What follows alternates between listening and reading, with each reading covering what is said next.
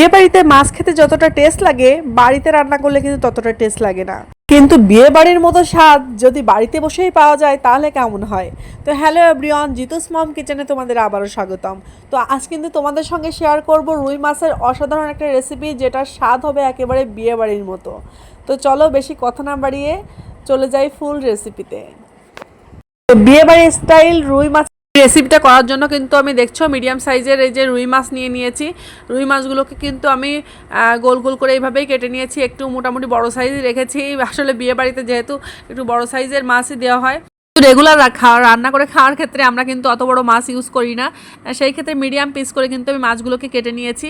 তো দেখতেই পাচ্ছ মাছগুলোকে কিন্তু আমি হালকা ব্রাউনিশ করে ভেজে নিচ্ছি। এটা কিন্তু অতিরিক্ত কড়া ভাজাও হবে না, একেবারে হালকা ভাজাও না, এরকম করে ভেজে নিতে হবে। তো এই পর্যায়ে কিন্তু আমি দেখতেই পাচ্ছ আলুগুলোকে একটু লম্বা মতো করে বেশ বড় সাইজ করে কেটে নিয়েছি এবং লবণ হলুদ দিয়ে হালকা নেড়েচেড়ে কিছুক্ষণ হালকা করে একটু ভেজে নিব।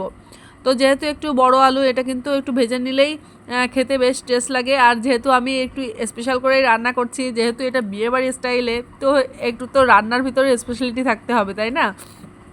তো আলুটাকে আমি কিন্তু ভেজে নিলাম। তো এই পর্যায়ে চলে আসছি, আমি কিন্তু একটা মশলা করে নিচ্ছি। এখানে আমি আদা নিয়ে নিয়েছি, জিরা নিয়ে নিয়েছি এবং শুকনো লঙ্কা নিয়ে নিয়েছি।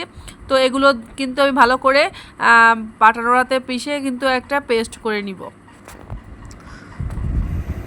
তো মশলাটাকে ভালো করে কিন্তু আমি বেটে নিচ্ছি, ভালো করে বেটে একেবারে ফিনিশ করে নিতে হবে। মানে একেবারে মিহি হলে কিন্তু মশলাটা খেতে খুব ভালো লাগে। আর আদাটা যেহেতু আসলে বাটতে গেলে একটু অসুবিধা হয়, এর জন্য কিন্তু আমি নোড়া দিয়ে ভালো করে একটু থেতলে নিলাম। তারপরে দেখতেই পাচ্ছ একেবারে সুন্দর মিহি করে বাটা হয়ে গেল। তো এ পর্যায়ে কিন্তু আমি কড়াইতে আবার তেল দিয়ে নিয়েছি। কিছুটা তেল দিয়ে কিন্তু এ পর্যায়ে আমি কিছু গোটা মশলা এখানে ইউজ করতেছি। এখানে জিরা, তেজপাতা এবং একটা শুকনো লঙ্কা কিন্তু আমি চিড়ে দিয়ে দিয়েছি। তারপরে কিন্তু আমি যে মশলাগুলো আগে থেকে বেটে রেখেছিলাম সেই মশলাটা কিন্তু এখানে অ্যাড করে দিয়েছি এবং পরিমাণ মতো হলুদ এবং লবণ কিন্তু এখানে অ্যাড করে দিয়েছি। মশলাটা যখন ভালো করে কষানো হয়ে যাবে সে পর্যায়ে কিন্তু আমি এখানে আগে থেকে ভেজে রাখা কিন্তু সেই আলুগুলো এবং 2 টুকরো চুই ঝাল এখানে কিন্তু আমি দিয়ে দিচ্ছি। চুই ঝালটা দিলে কিন্তু অসাধারণ একটা স্বাদ, মানে সেন্টটাও যেমন একটা সুন্দর আসে, ঠিক তেমনই তোমার খেতেও কিন্তু ভালো লাগে। আসলে যেসব রান্নায় দেখবে একটু মশলা ইউজ করা হয়, সেই সব রান্নায় যদি চুই ঝালটা দাও সেক্ষেত্রে কিন্তু চুই ঝালটা খেতেও ভালো লাগে আর ঝোলের টেস্টটাও কিন্তু অনেকটা বেড়ে যায়। তো এই পর্যায়ে কিন্তু দেখতেছো যে ঝোলটা কিন্তু ফুটে উঠেছে। এই পর্যায়ে কিন্তু আমি মাছগুলোকে অ্যাড করে দিচ্ছি।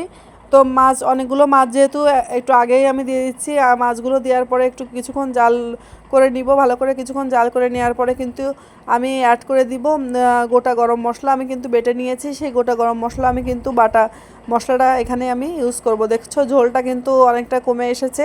এ পর্যায়ে কিন্তু আমি গোটা গরম মশলা বলেছিলাম যেটা আমি বেটে রেখেছি সেটা কিন্তু অ্যাড করে দিচ্ছি। তো অ্যাড করে দিয়ে সামান্য কিছুক্ষণ আর জাল করে নিব। জাল করে নিলেই কিন্তু দেখতেই পাচ্ছ অসাধারণ কিন্তু রং এসে গেছে ঝোলের। আর কালারটা যেমন অসাধারণ হয়েছে, খেতেও কিন্তু একেবারে বিয়ে বাড়ির মতো স্বাদ হয়েছিল।